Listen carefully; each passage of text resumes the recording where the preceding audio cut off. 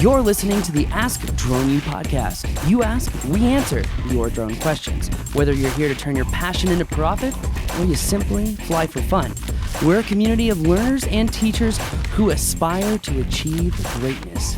We are Drone U. Hey everyone, and welcome to a very interesting episode of Ask Drone U. My name is Paul.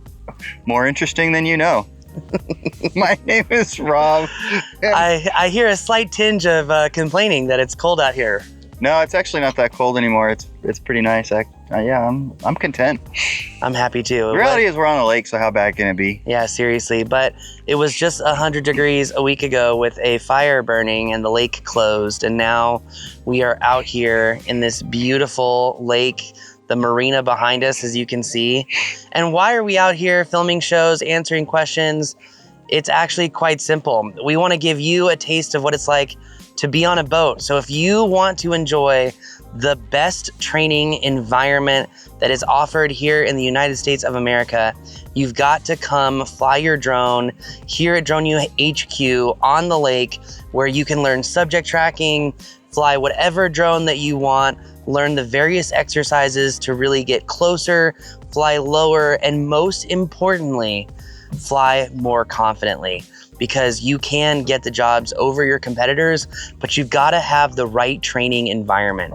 So if you want the right training environment, go to thedroneu.com and click on training events and book your subject tracking class today. You won't be bummed. But Rob, we're here to talk about family drones. Family drones. It's a lot of fun to be on a boat. Might as well have a drone with you. I feel like you bring your family out on the boat more than I do. Do you have a drone of choice? Well, I have a drone bag of choice. A drone bag? Yeah. So I bring I always bring the Air 3. And then I usually bring this little Mini 3 Pro because the Mini 4 Pro is in a different bag. But the reason I say I bring the bag is because I'm always driving. I never actually get to fly. Oh, that is unfortunate. It is unfortunate, but no. Those are what I bring, and you know these drones. This one is a lot of fun. This is like a amusement park ride out here. So Rob is holding the Avata 2 in his hands, and I know many of you know at the end of August here, DJI is going to be releasing their new DJI Neo drone, which honestly might be the best travel drone on the planet because it's only going to weigh 135 grams. It's also got enclosed propellers. So if you want to fly it here in America, you want to fly over people, well, guess what? You can with that drone. You want to go to Canada and you want to fly that drone without needing a license, well, guess what? You can do that. You want to do the same thing in Europe and other countries, you can do that. It's going to be one of the best drones to have. But when it comes to family drones, we've got a couple different options here. You mentioned the Avata 2. We've got the Air 3. Air 3S will be coming out this fall too. It might be a great family choice. But let me ask you, as a family man, you know that kids don't always treat technology probably the way that you would. Is that true? Yeah, that's probably true, unless it's important to them. Well, so that brings up an important question. I know the Mini 3 Pro, obviously, again, not the newest version because the newest version is the Mini 4 Pro. Mini 3 Pro might be the best family drone, though, because you can buy one at Costco really cheap. Yeah. What do you think? I mean, you're a bigger family man than I am. I only have one kid, and for every child that I have, you have 5, so. Yeah. And yours add up to about 2 months.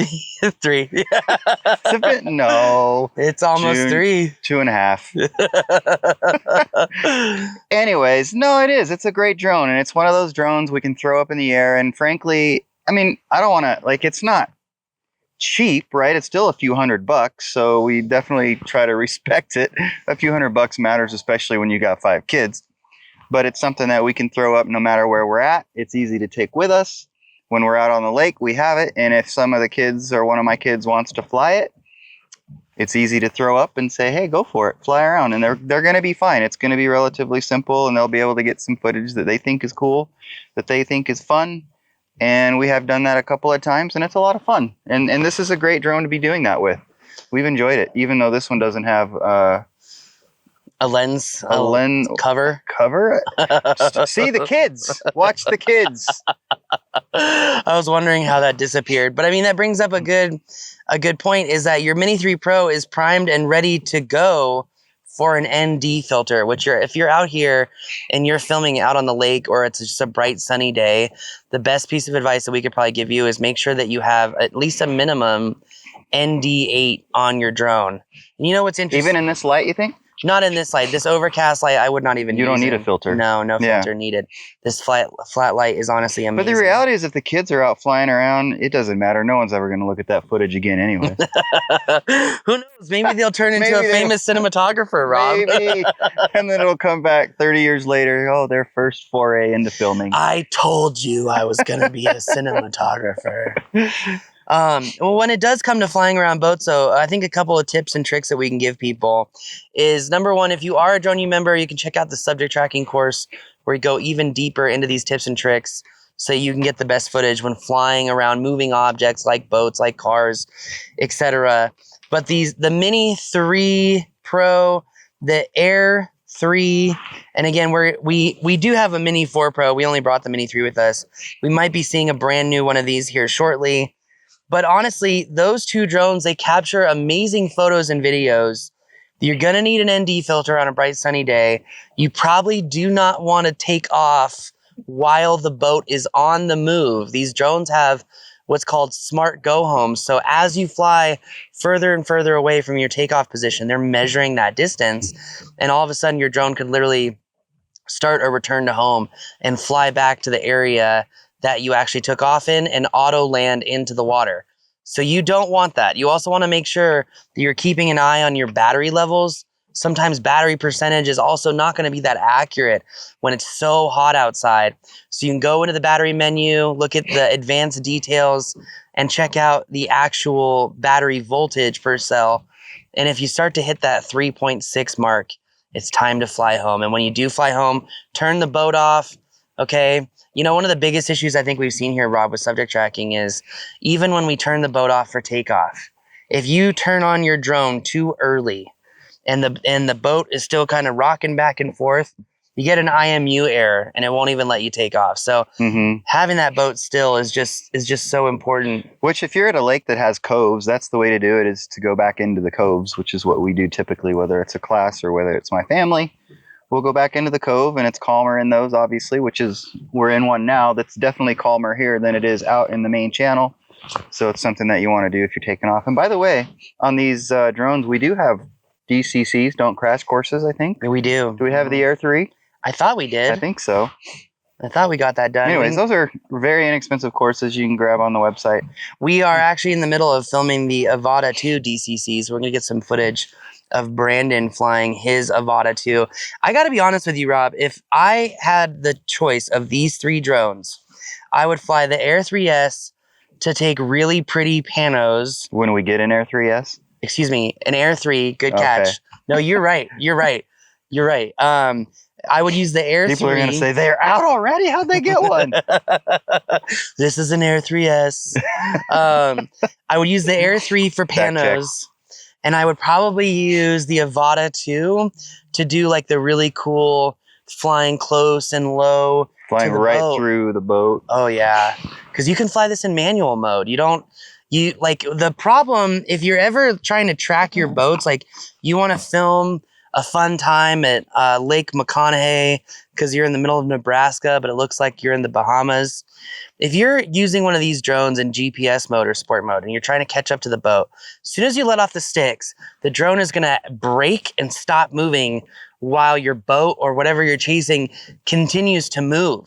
I mean, that's kind of why we push attitude mode, which is actually the name of the boat that we're on right now.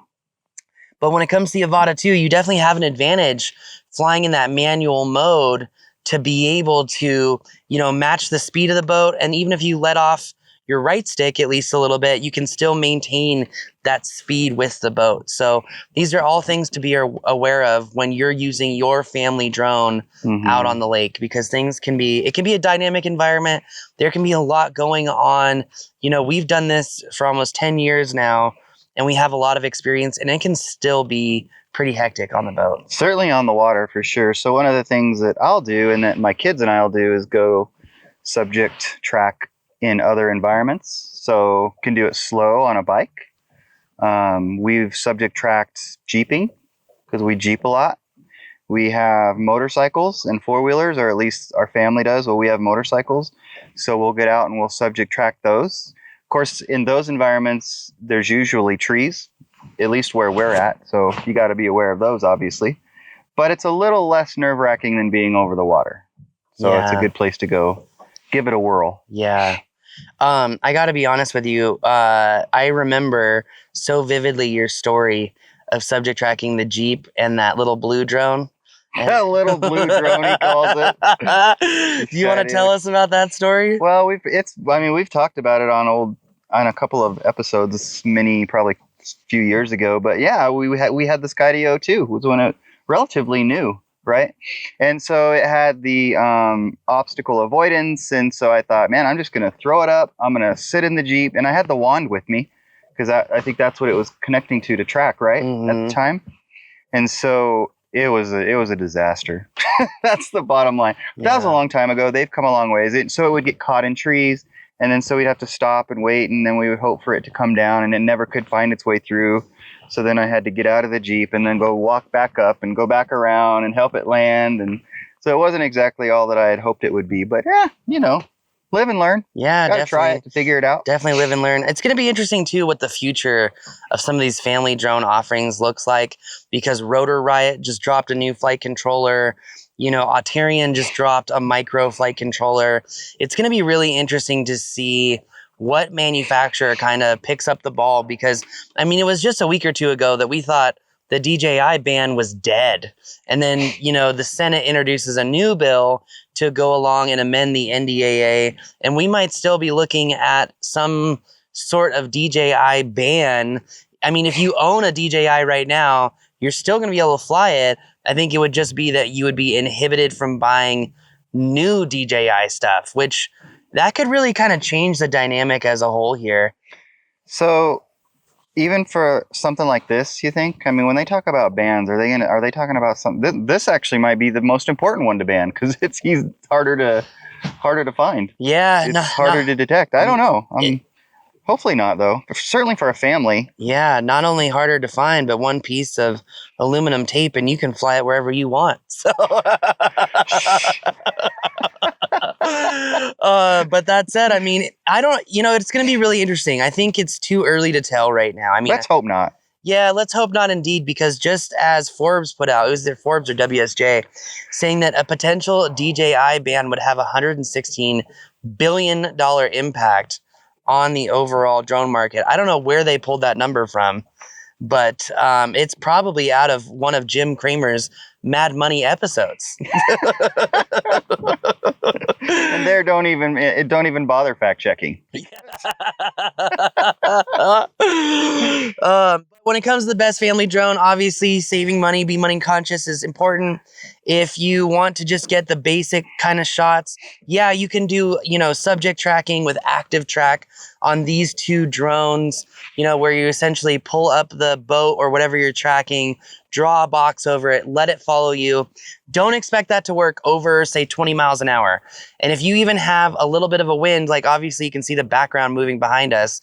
If you have a little bit of a wind, it's going to really limit the overall active track speed as well. So be aware of that. If you're really into beautiful photos, maybe make a move up to the Air 3 or the Air 3S when it comes out. You have a larger Hasselblad sensor, 48 megapixel camera. We've taken some amazing panos with this Air 3. It's actually, I call it my travel go-to for panos. And then again, if you want the more fun, advanced stuff, as Rob calls it, the roller coaster ride of DJI. So true. It is the Avata 2. Yeah, that thing's a blast. Honestly, if you're not, if you don't care necessarily about beautiful photos and all that, this one is the most fun. Oh yeah, by a long shot. By a long shot. Well, that's going to do it for us today. If you want to master flight around your family, you want to master flight around a boat or tracking moving objects, you've got to attend a Drone Use subject tracking in-person class. Here in Northern Colorado, we offer it every month in the summer May through October. You've got to join us for one. You will not be disappointed. I've actually had multiple students tell me they're surprised they didn't jump on the bandwagon before, just because it's such a spectacular environment to learn to fly. You have no obstacles, and you can really, really push the envelope without really increasing the risk, which is a magic formula for success. That's going to do it for us today from everyone here at Ask Drone U. As always, my name is Paul. And I'm Rob. And this is the Attitude Mode Boat. We'll see you, class.